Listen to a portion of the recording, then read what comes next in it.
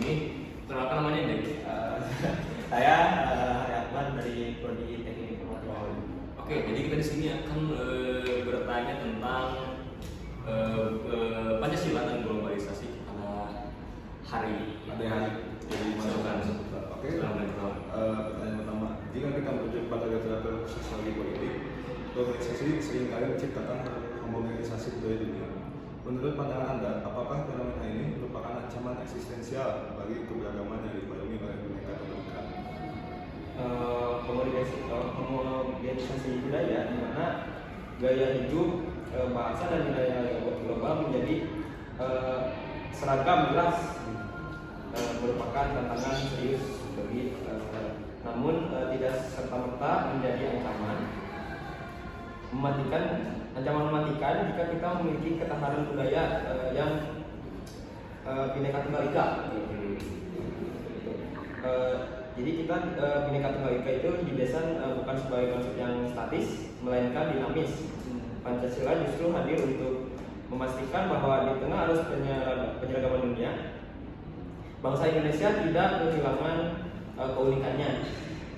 Tantangan kita bukan menolak modernisasi global, melainkan bagaimana melokalisasi modernitas tersebut tanpa mengorbankan identitas. Oke, next pertanyaan kedua. Ada kekhawatiran bahwa materi pendidikan Pancasila seringkali dianggap terlalu teoritis. Bagaimana kita dapat menjembatani juang pemisah antara teks ideal Pancasila dan realitas pragmatis era globalisasi saat ini? Tentunya kita harus mengubah pendekatan dari doktriner atau tekstual menjadi konseptual dan fungsional. Pancasila jangan lagi diajarkan sebagai hafalan bulir-bulir sila, melainkan sebagai instrumen penyelesaian masalah.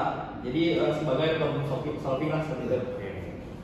Misalnya ketika membahas globalisasi ekonomi, kita langsung membedah bagaimana aplikasi sila kelima aplikasi sila kelima dapat menilai etika bisnis digital atau perlindungan data konsumen. Jika mahasiswa melihat Pancasila mampu menjawab kegelisahan praktis mereka, jurang pemisah itu akan hilang dengan sendirinya. Seperti itu. Next. Oke, kita lanjut ke pertanyaan ketiga ya. Bagaimana Anda memandang posisi Pancasila saat ini? Apakah ia berada dalam posisi bertahan dan berperan luar, atau sebenarnya ia memiliki potensi untuk menyerang dengan menawarkan solusi bagi krisis ekonomi global? Secara defensif, Pancasila memang berfungsi sebagai filter. Namun, secara ofensif, Pancasila sebenarnya memiliki potensi menawarkan paradigma baru bagi dunia. Ketika dunia barat terjebak dalam individualisme ekstrim dan dunia timur beberapa kali berhadapan dengan otoritarisme, Pancasila menawarkan jalan tengah, yaitu harmoni antara hak individu dan kewajiban sosial, serta integritas antara nilai spiritual pada sila ke-1 dan kemanusiaan universal pada sila kedua. Kita punya modal ideologis untuk menawarkan solusi atas krisis kedamaian dunia seperti itu. Oke, next pertanyaan keempat. Dalam konteks sejarah, para pendiri bangsa kita adalah tokoh-tokoh yang berwawasan kosmopolitan dan global. Mengapa pemikiran global mereka justru melahirkan ideologi yang sangat lokal dan mumpuni seperti Pancasila? Sebabnya Bung Karno, Bung Hatta dan para perumus lainnya mempraktikkan apa yang kini disebut elitisme kritis. Mereka mempelajari Marxisme, liberalisme, Islamisme, dan demokrasi Barat. Namun mereka tidak menelannya mentah-mentah, jadi tidak menelannya secara mentah-mentah.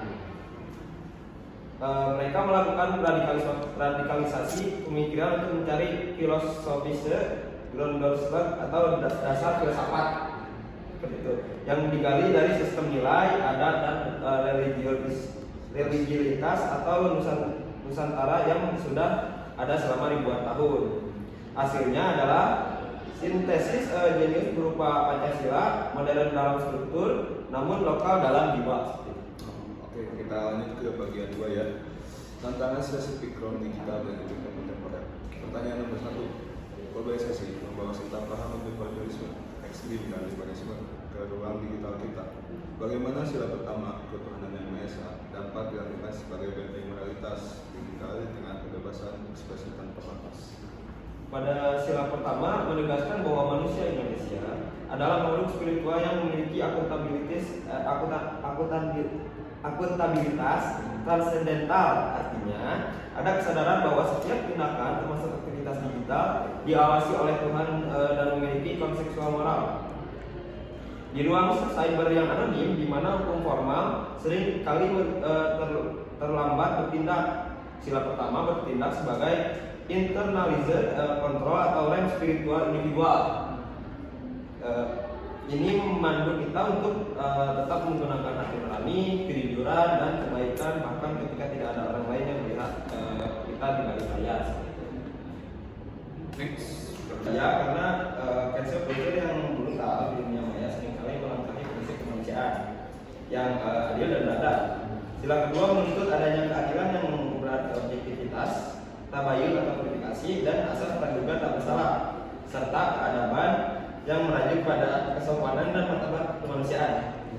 Persekusi digital tanpa ruang klarifikasi yang profesional mengedukasi manusia menjadi sekadar proyek pemuasan amal kolektif yang sangat bertentangan dengan keluhuran moral Pancasila.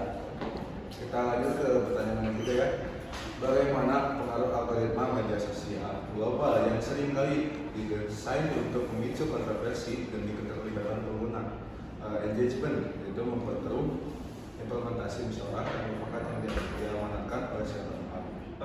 Dalam sila keempat mengamanatkan musyawarah yang dipimpin oleh hikmat kebijaksanaan, artinya diskusi yang mengutamakan rasionalitas, ketenangan dan kemaslahatan bersama. Sebaliknya, ruang digital hari ini justru didominasi oleh impulsivitas, glorifikasi jumlah pengikut atau followers, dan kepuasan instan. Jadi diskusi publik di internet bergeser dari esensi mencari kebenaran dan mufakat menjadi sekedar memenangkan perdebatan. Jadi kita perlu meredefinisi ruang digital dengan etika musyawarah Pancasila agar komunikasi publik kita lebih bermartabat. Terima kasih dari